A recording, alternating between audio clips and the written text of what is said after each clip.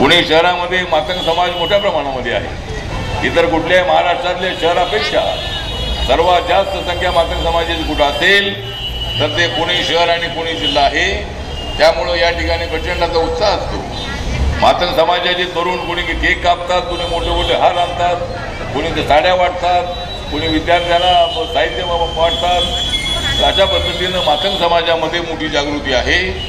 आणि आज Republican party of इंडियाच्या वतीने आज या ठिकाणी हा जो कार्यक्रम होतो आहे, या ठिकाणी रिपब्लिकन नेते कालकथित हनुमंतराव साठे यांच्या नावाने सामाजिक कार्यकर्ता पुरस्कार जो आहे 2024चा हा पुरस्कार रिपब्लिकन पक्षामध्ये अनेक वर्ष काम करणारे माझ्या पाठीची ताकदीने उभे राहिलेले।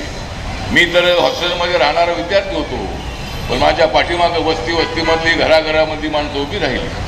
मला तुम आगे बढ़ो हम तुम्हारे साथ है अशा पद्धतीचे नारे देऊ मला त्याने प्रचंड ताकद देण्याचा प्रयत्न केला। त्या पद्धतीनं हनुमंत साठे तर माझ्या पाठीचे राहिले। परंतु आमचे बाळासाहेब जानराव जे आहेत हे रिपब्लिकन पक्षाच्या राज्य कमिटीवर आहेत, जे आमचं या शहरामध्ये एक मोठं चांगलं ऑफिस बनवलेलं आहे। या ऑफिसमध्ये त्यांचं फार मोठं योगदान आहे आणि अनेक लोकांना मदत करण्याचा त्यांचा प्रयत्न अनेक वेळेला आहे।